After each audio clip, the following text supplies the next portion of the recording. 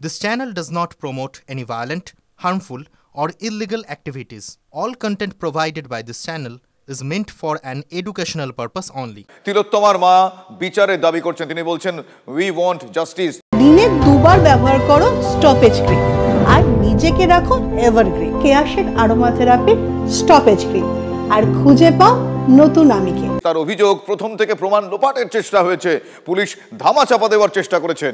আজ কি বলেছেন তিলোত্তমার মা, শুনুন প্লিজ। সুপ্রিম কোর্টের শুনানি হবে এবং আশা রাখছি কোনো ভালো কিছু তথ্য পাবো।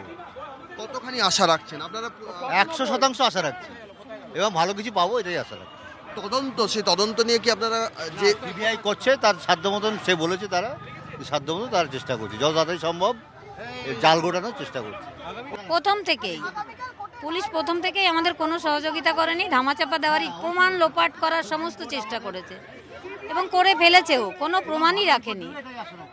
এখন যে তথ্য আসছে তাতে বলা হচ্ছে সেমিনার কক্ষ ক্রাইম সিন নাও হতে পারে। আমার তো প্রথম থেকে এটাই মনে হয়েছে, একদম প্রথম থেকে মনে হয়েছে ওইখানে ঘটনাটা ঘটেইনি।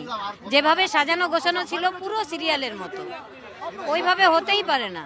ওটা পুরো সাজিয়ে গুছিয়ে আমাদের দেখানো হয়েছিল। এটা কি একটা সংগঠিত অপরাধ, সবাই মিলে? আমার মনে হচ্ছে যে কেউ একা ওইভাবে ক্রাইম করতে পারে না, অনেকেই ছিল মনে হয়। সুপ্রিম কোর্টে কি এটাই দেখতে চাইবেন? বিচার হোক, দেখি কি বিচার পাই। দেশের শীর্ষ আদালত, আপনি মা হয়ে, সন্তানহারা মা হয়ে দেশের শীর্ষ আদালতের কাছে কি আর্জি রাখছেন? জাস্টিস আশা করব, যেন পূর্ণ তদন্ত হয়ে দোষীরা যেন সাজা পায়, আর কেন মা যেন আমার মতো হাহাকার না করে, কোনো তিলোত্তমা যেন আর তিলোত্তমার বলি না হয়। We demand justice.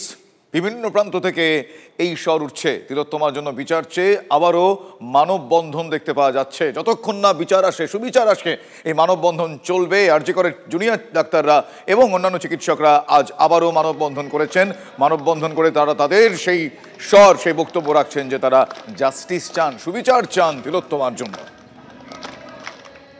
আরজি করে তিলোত্তমা মৃত্যুর ঘটনা ও ধর্ষণ এবং মৃত্যু 1 মাস প্রায় পূর্ণ হতে চলল।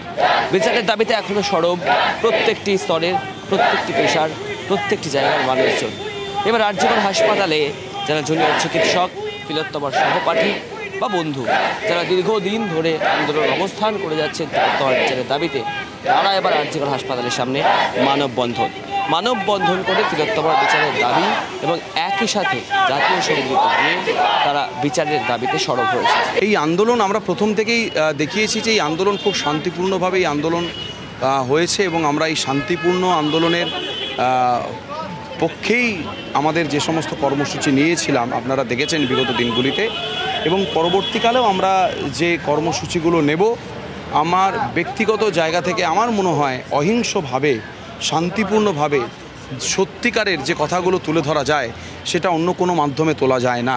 বিচারের যে বিষয়গুলো এবং অন্যান্য যে বিষয়গুলো যেগুলো আমরা রেখেছি, সেইগুলো যদি কর্তৃপক্ষরা একটু ভেবেচিন্তে বিবেচনা করেন ভালো, তা না হলে আমরা যেভাবে আন্দোলন করছি আরও বৃহত্তর আন্দোলনের দিকে আমরা যাব।